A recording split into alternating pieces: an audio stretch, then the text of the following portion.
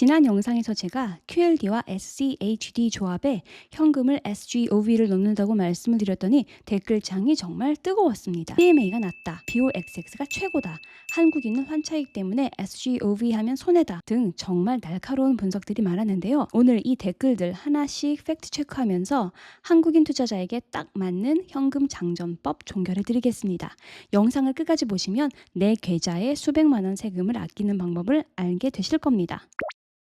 SGOV는 0에서 3개월 미국 단기 국채 ETF이고 0.09% 운용 수수료, BOXX는 박스 스프레드로 단기 금리 수익을 주가에 녹이는 구조라 배당 재투자의 번거로움이 없고 과세 이연의 기대가 있지만 상품 구조, 세금 해석 리스크가 있습니다. 한국 거주자는 해외 주식 양도 차익에 환차익까지 포함되어 연 250만 원 공제 후 22% 과세 이슈는 똑같이 발생합니다. 이러한 영상들이 여러분에게 도움이 되신다면 지금 바로 구독과 좋아요 눌러주세요.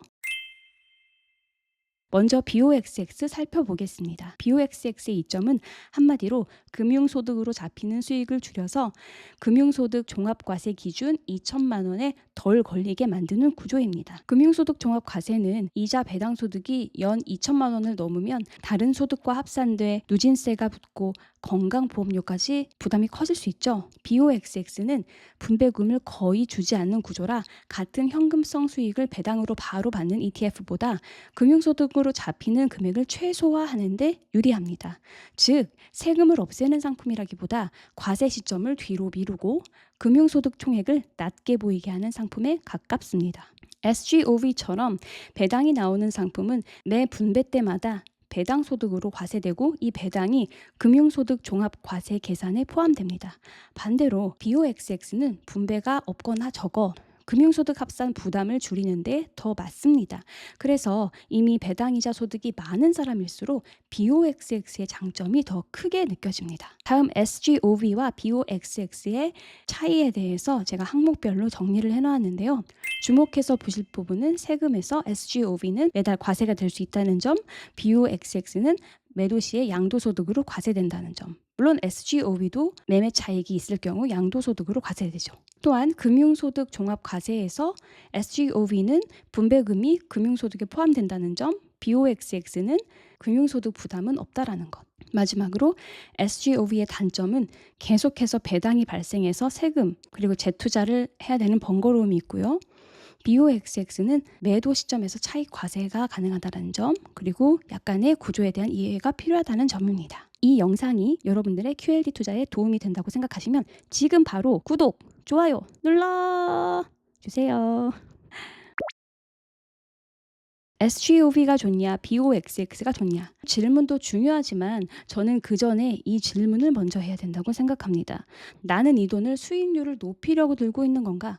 아니면 QLD 하락장에 총알로 쓰려고 들고 있는 건가?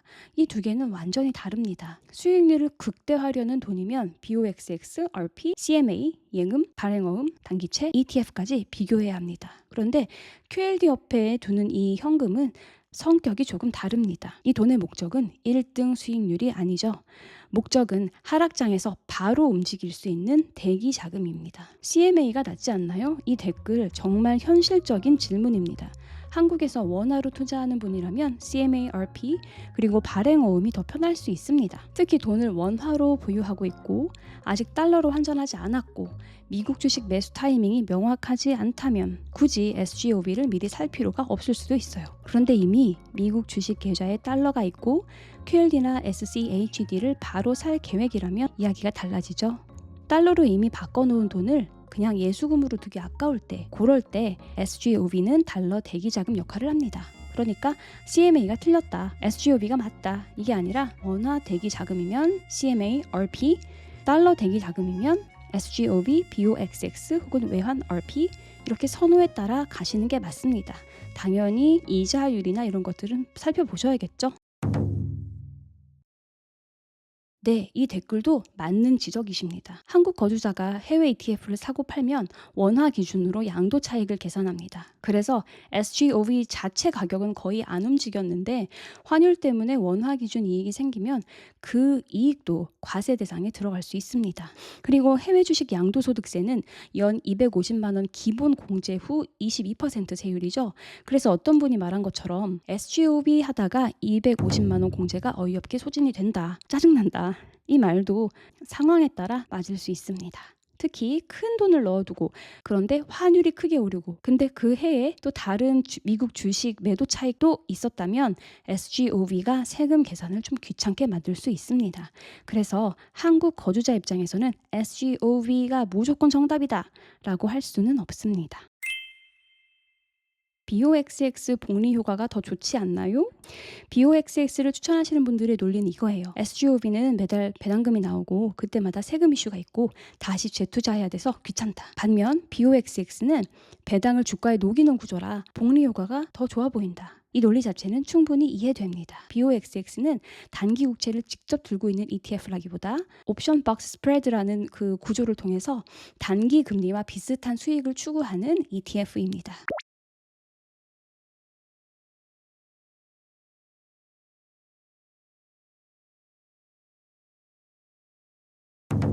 미국 과세 계좌에서는 세금 이연 효과 때문에 BOXX 선호하시는 투자자들이 있습니다. 하지만 여기서 조심할 점이 있습니다. BOXX는 구조가 조금 더 복잡합니다. 그리고 세무상 장점이 영원히 확정된 것처럼 말하기는 어렵다고 합니다. 왜냐하면 실제로 BOXX는 과거에 과세 분배 이슈가 있었고 찾아보니 2024년에 이런 이슈가 있었다고 해요.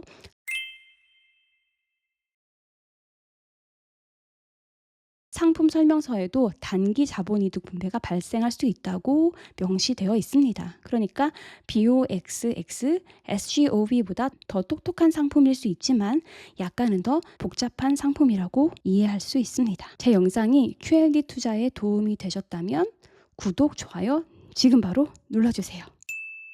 그럼 저는 왜 SGOV를 쓰냐? 제 기준은 단순합니다. 저는 QLD 옆 현금성 자산에서 최고 수익률보다 이해 가능성, 단순함, 즉시성을 더 봅니다. SGOV는 구조가 직관적이에요. 그런데 저는 이 SGOV를 단순히 돈 벌려고 사는 게 아닙니다. QLD가 떨어질 때 심리적으로 버틸 수 있게 해주는 방패, 그리고 QLD를 더 살 수 있게 해주는 총알, 이 역할 때문에 둡니다.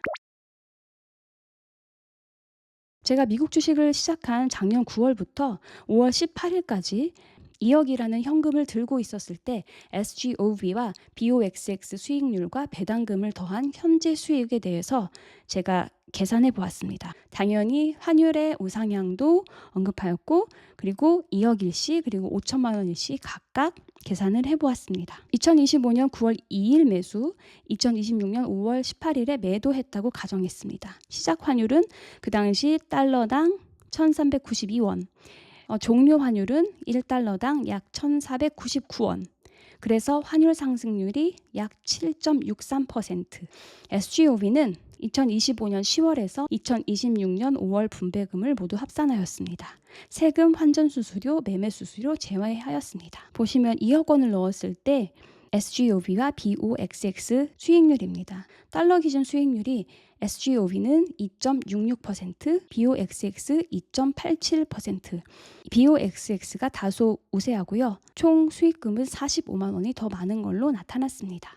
같은 라직으로 5천만 원일 때도 계산을 해보았는데요. 똑같은 계산법이고 금액적으로만 BOXX가 약 11만 원 정도 우위에 있습니다. 이 기간에는 여러분들 아시다시피 원 달러 환율이 거의 100원 가까이 올라가서 달러를 들고 있었던 자체가 그 큰 수익 요인이 되었습니다. 작년 9월부터 올해 5월 18일까지 2억 원을 달러 현금성 자산에 넣어뒀다라면은 SGOV든 BOXX든 수익의 대부분은 상품 차이가 아니라 환율 상승에서 나왔습니다.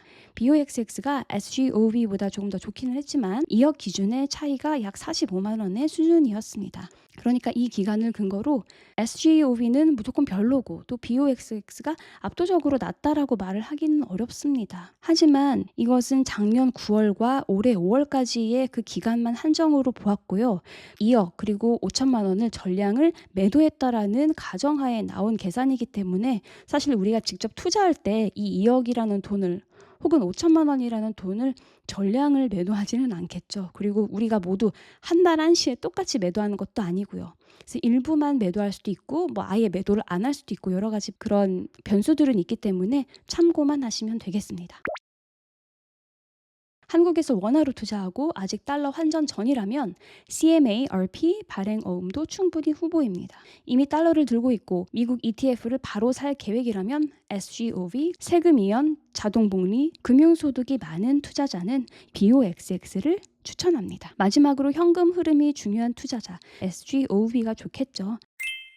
다음은 상황별 추천 SGOV, BOXX의 비율입니다. 그런데 저는 이렇게 복잡하게 가져가는 것은 선호하지 않습니다. 투자 방법이나 전략을 정할 때는 가장 큰 효율을 생각하는 것도 중요하지만 편의성 또한 중요하다고 생각합니다. 예를 들어 볼까요? 꼼꼼한 누군가는 지출을 완벽하게 통제하기 위해 엑셀로 항목을 20개씩 나누어 적는 초정밀 가계부 작성을 시작합니다. 효율 100%죠. 단 1원도 새어나가길 원치 않습니다. 하지만 저 같은 털털이는 영수증 모으고 일일이 타이핑하고 하는 게 너무 귀찮아서 한 달 만에 포기합니다. 결국 카드를 쓰면 자동으로 대분류만 대충 해주는 그런 단순한 자동 가계부 앱을 쓰게 되고 이게 제 장기 투자 관점에서는 더 나은 선택이 됩니다. 저는 성향상 귀찮은 것을 싫어하고 장기 투자를 위해서는 포트의 단순함이 좋다고 생각하기 때문에 BOXX를 섞거나 비율을 나누지는 않고 그냥 SGOV로만 들고 갑니다. 또한 이미 큰 비중의 돈을 배치를 SGOV에 해놓은 상태이기 때문에 굳이 여기서 매도 후에 다른 종목으로 넘어가는 것은 제 입장에서는 비효율이겠죠. 하지만 BOXX는 앞서 보신 대로 매력적인 현금 파킹 처임에는 틀림없습니다. 저도 추후에 SGOV에 있는 이 현금들이 대부분 소진하게 되면 BOXX에 넣을지에 대해 그때 가서 고려해 보려고 합니다. QLD는 SCHED라는 강력한 엔진을 돌릴 때 SGOV는 매달 확실한 현금 흐름을 주는 단짝이고 BOXX는 현금을 아끼며 덩치를 불리는 단짝입니다.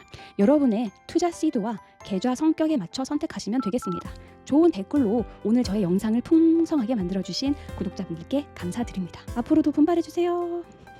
여러분은 세금 아끼는 BOXX와 현금이 바로 꽂히는 SGOV 중에 어떤 쪽이 더 끌리시나요? 여러분들의 생각을 댓글로 남겨주세요.